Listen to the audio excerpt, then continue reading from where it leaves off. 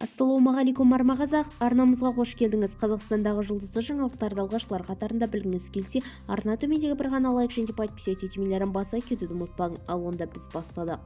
Баян Алагузова Таиландта олардың аспазшысы қандай тағамдарын дайындайтынын көрсетті. Сонымен қатар продюсер ағылшын тілінде сөйлей бастады.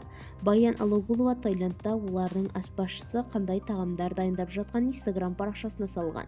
Қазақстандық блогер Баян Алагузова тағы бір Таиландтағы Волва отбасымен бірге болды деп хабарлайды Лидер.кз ақпарат агенттігі. Пхукетке ұшып келген Тексен Алагузованың әкесі өзбектік қалай тұратынын көрсетті. Ол бүкіл үйді аралап шықты. Тіпті қызметшілер мен ерекше душтарды да көрсетті.